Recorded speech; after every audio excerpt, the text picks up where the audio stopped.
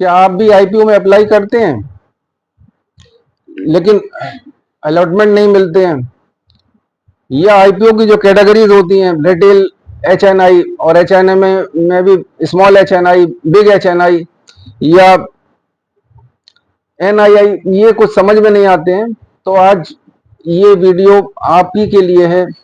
आप बेहतर समझ सकेंगे कि आईपीओ में कौन कौन सी कैटेगरी होती है, उसमें अलॉटमेंट प्रोसीजर क्या होता है, क्योंकि कई लोग समझते नहीं है और बहुत सारा पैसा एक साथ एक एप्लीकेशन में डाल देते हैं और अलॉटमेंट भी नहीं आता। बाद में वो इस बात के लिए दुखी भी होते हैं कि उतना बड़ा अमाउंट उन्होंने एप्लीकेशन में लगाया, उनको अलॉटमेंट नहीं मिला। तो आज हम बताएंगे आपको कि कौन कौन सी कैटेगरी में किस तरह से अप्लाई करना चाहिए और उसमें एलोकेशन के या अलॉटमेंट के क्या रूल्स हैं। तो आईपीओ जब भी कोई आता है तो उसमें 3 कैटेगरी मेन होती हैं। वो रिटेल, एनआईआई, एनआईआई का मतलब होता है नॉन इंस्टीट्यूशनल इन्वेस्टर्स, और क्यूआईबी, क्वालिफाइड इंस्टीट्यूशनल बायर्स। ये सबको बेसिकली सिर्फ और सिर्फ फाइनेंशियल इंस्टीट्यूशंस के लिए होता है। और इसमें जो कोटा होता है वो नॉर्मली रिटेलर्स के लिए या रिटेल इन्वेस्टर के लिए 35% का होता है। एनआईआई में 15% का कोटा होता है और क्यूआईबी में 50% कोटा होता है। और जो एनआईआई है, नॉन इंस्टीट्यूशनल इन्वेस्टर, इसकी भी 2 कैटेगरी होती हैं, स्मॉल एचएनआई और बिग एचएनआई। स्मॉल एचएनआई का मतलब इसमें इसको 5% का कोटा मिलता है और बिग एचएनआई को 10% कोटा मिलता है। लेकिन अब सवाल ये आप पूछेंगे कि ये कैटेगरी में एलिजिबिलिटी क्या होती है, कौन आदमी रिटेल में अप्लाई कर सकता है, कौन स्मॉल में अप्लाई कर सकता है, स्मॉल एचएनआई में, कौन बिग एचएनआई में अप्लाई कर सकता है। तो देखिए, 2 लाख तक की जो भी एप्लीकेशन होती हैं वो सभी एप्लीकेशन रिटेल कैटेगरी में आती हैं और उसमें जो अलॉटमेंट होता है वो लॉटरी सिस्टम से होता है। और सभी को, चाहे आपने 1 लॉट से 13 लॉट तक की आप एप्लीकेशन लगा सकते हैं। 13 लॉट तक जो जनरली अमाउंट होता है वो 2 लाख से नीचे का होता है। तो आप चाहे 1 लॉट की एप्लीकेशन लगाएं या 13 लॉट की एप्लीकेशन लगाएं, अगर इशू ओवर सब्सक्राइब होता है तो वो लॉटरी के सिस्टम के हिसाब से आपको अलॉटमेंट मिलेगा। तो अगर आपने 13 लॉट की एप्लीकेशन लगाई है तब भी आपकी एक एप्लीकेशन मानी जाएगी, और आपने अगर 1 लॉट की एप्लीकेशन लगाई है तब भी एक एप्लीकेशन मानी जाएगी। इसीलिए ये कहा जाता है कि 13 लॉट की एप्लीकेशन लगाने की जगह एक लॉट की 13 एप्लीकेशन डिफरेंट नेम से, डिफरेंट पेन कार्ड से या डिफरेंट डिमेट पे लगाएं, तो उसमें अलॉटमेंट के चांसेस आपके ज्यादा होंगे। दूसरी कैटेगरी होती है एचएनआई की, स्मॉल एचएनआई। स्मॉल एचएनआई, इसमें वो लोग एलिजिबल होते हैं जो जिनकी एप्लीकेशन 2 लाख से ज्यादा और 10 लाख तक की होती है। वो लोग स्मॉल एचएनआई कैटेगरी में आते हैं, चाहे वो 5 लाख की एप्लीकेशन लगाएं या 8 लाख की लगाएं, 9 लाख की लगाएं, 10 लाख तक की जो भी एप्लीकेशन होंगी वो एप्लीकेशन सारी की सारी आपकी स्मॉल एचएनआई कैटेगरी में आएंगे। इसमें मिनिमम 14 लॉट के लिए एप्लीकेशन लगती है और इसमें भी लॉटरी सिस्टम होता है। और इसमें अगर अलॉटमेंट होगा तो आपका, चाहे आपने 14 लॉट के लिए लगाई हो, चाहे आपने 70 लॉट के लिए लगाई हो, आपको अलॉटमेंट होगा सिर्फ 14 लॉट का। अब तीसरी कैटेगरी जो है बिग एचएनआई। बिग एचएनआई, ये 10 लाख से ऊपर की एप्लीकेशन होती हैं।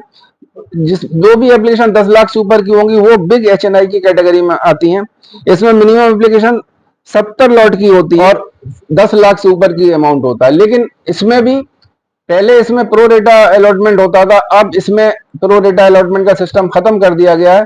अब इसमें भी आपको जो अलॉटमेंट होगा वो लॉटरी बेस्ड होगा, और जो अलॉटमेंट होगा वो आपका 10 लाख के हिसाब से नहीं होगा। आपको जो लॉट मिलेगा वो 2 लाख की एप्लीकेशन के हिसाब से, 14 लॉट अगर 2 लाख वाले को मिलते हैं तो 14 ही लॉट आपको मिलेंगे।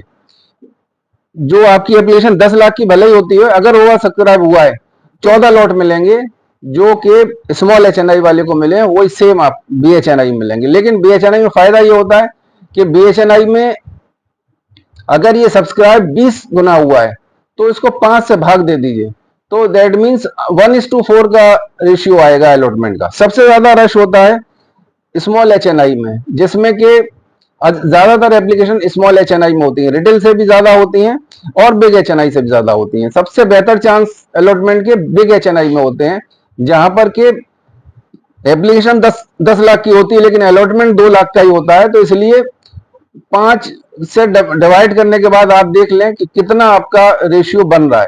तो उससे आपको अंदाज हो जाएगा।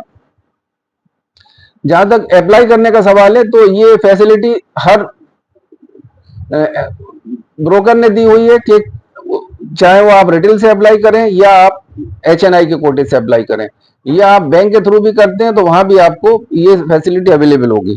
आपको रिटेल की जगह HNI सेलेक्ट करना पड़ेगा। अब इसमें मेन चीज ये होती है कि अप्लाई करते टाइम HNI कैटेगरी में अगर आपने यूपीआई से पेमेंट कर रहे हैं, तो सिर्फ 5 लाख तक की एप्लीकेशन ही यूपीआई के थ्रू सबमिट हो सकती हैं। अगर 5 लाख से ऊपर का आपका अमाउंट है, तो आपका आसबा के थ्रू, जैसे या फिर आप कह लें कि ऑनलाइन बैंकिंग के थ्रू, नेट बैंकिंग के थ्रू अप्लाई करना पड़ेगा, तभी वो आपका एप्लीकेशन सबमिट होगी, क्योंकि यूपीआई में मैक्सिमम लिमिट 5 लाख रुपए की है।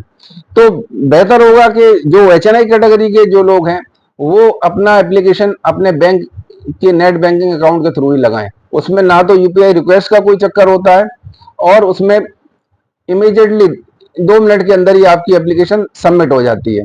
तो वहां पर आपको यह है कि कट ऑफ प्राइस नहीं आएगा, आपको खुद अपने आप उसको भरना पड़ेगा, कट ऑफ अमाउंट जो भी अमाउंट आप बिड अमाउंट दे रहे हैं, और उसी हिसाब से आपकी एप्लीकेशन सबमिट होगी। लेकिन इसमें HNI कैटेगरी का एक आपको पहले डिसएडवांटेज समझ लेना चाहिए कि इसमें एप्लीकेशन आप मॉडिफाई नहीं कर सकते, एप्लीकेशन आप जो है कैंसिल नहीं कर सकते, जबकि रिटेल कैटेगरी में आप एप्लीकेशन को लास्ट टाइम तक कैंसिल भी कर सकते हैं, मॉडिफाई भी बिट को अपनी कर सकते हैं। तो इस चीज का ध्यान रखें, और ये चीज अगर आपने एक बार अप्लाई कर दिया, तो वो फिर आपकी एप्लीकेशन सबमिट हो गई।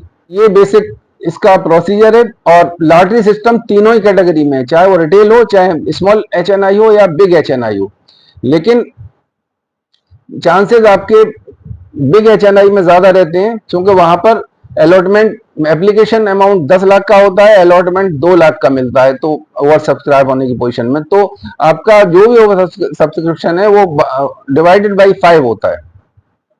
तो अगर आप पे मान 10 लाख रुपए हैं, तो आप कोशिश ये करिए कि आप एक एप्लीकेशन ना डाल के आप जो है रिटेल की एप्लीकेशन डालें, जितनी हो सकती हैं, 5, 6, 8, 10, जितने आपके फैमिली के मेंबर्स हैं।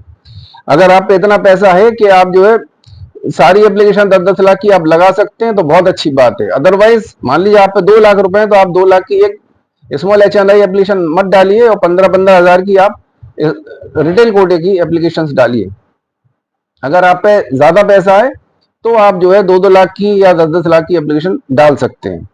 लेकिन जितनी नंबर ऑफ एप्लीकेशन ज्यादा होंगी, उतना ही आपके लिए बेहतर चांसेस होंगे। एक चीज का ध्यान रखें कि एक पैन कार्ड पर एक ही एप्लीकेशन सबमिट करें। आपके भले ही 10 जगह डीमैट अकाउंट हो, लेकिन एक डीमैट से ही आप अप्लाई करें, दूसरे डीमैट अकाउंट से अप्लाई ना करें। दूसरे एक कैटेगरी में ही अप्लाई करें, दूसरी कैटेगरी में अप्लाई ना करें। अगर आपने रिटेल में अप्लाई कर दिया, तो HNI कैटेगरी में चाहे वो बिग हो या स्मॉल अप्लाई ना करें। सिर्फ शेयर होल्डर कोटे में, जहां पर ये अलग से फैसिलिटी होती है कि आप रिटेल कोटे या जनरल कोटे से या HNI से भी अप्लाई कर सकते हैं, या शेयर होल्डर कोटे से भी अप्लाई कर सकते हैं। अदर कैटेगरी में आपको ये फैसिलिटी अवेलेबल नहीं है। एक पैन कार्ड पर एक ही एप्लीकेशन सबमिट हो सकती है। और कोशिश ये करें कि एप्लीकेशन अपनी जल्दी सबमिट करें। अगर आज इशू खुल रहा है, तो परसों का वेट ना करें, आज ही एप्लीकेशन अपनी सबमिट कर दें। जो लेट एप्लीकेशन सबमिट होती है, उसमें भी ये देखा गया है कई बार कि अलॉटमेंट के चांसेस कम होते हैं। दूसरे, आसबा के थ्रू एप्लीकेशन लगाएं।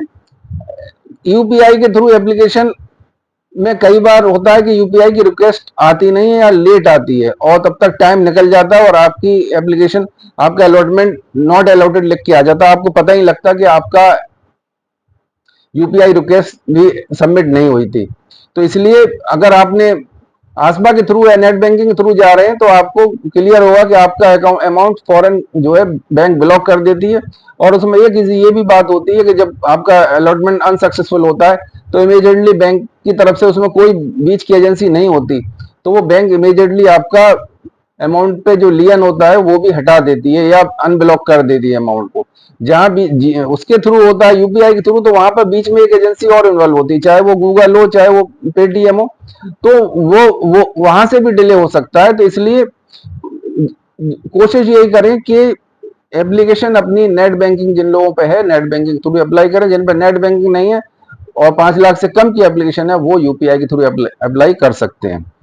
तो ये चीज़ों का आप ध्यान रखेंगे। मैं समझता हूँ बहुत सारी चीज़ें आपको क्लियर हो गई होंगी, और इन चीज़ों का ध्यान रखेंगे तो अलॉटमेंट के चांसेस भी आपके बढ़ सकते हैं। अक्टूबर के महीने में बहुत सारे इश्यूज आ रहे हैं, बहुत सारे अच्छे आईपीओ आ रहे हैं।